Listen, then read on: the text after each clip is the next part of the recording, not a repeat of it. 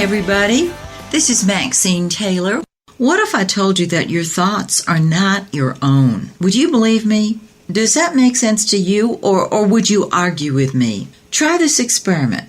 The next time you're critical of yourself, or maybe someone else, ask yourself whose voice you are listening to.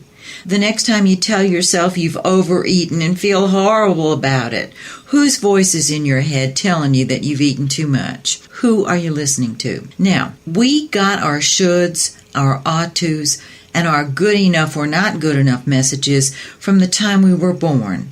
Sometimes even before that. We were taught how to believe by our parents, our older relatives, church, society, etc. By the time we were old enough to start school, these messages and beliefs were firmly implanted in our minds and became our thinking, but they're not ours.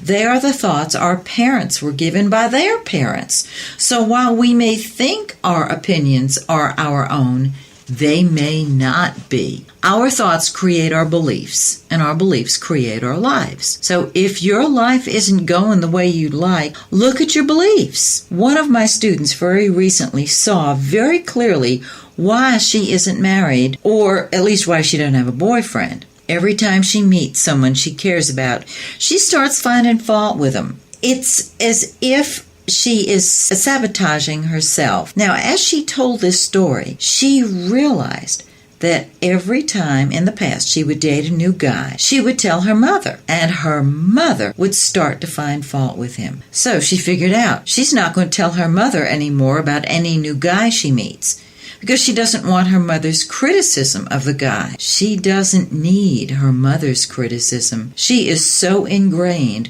with the belief that there's something wrong with the guys she meets that she criticizes them all by herself. She saw that it's her mother's criticism that's speaking to her in her own head. The same criticism reared its head recently when she was offered a job with a company she really wants to work for.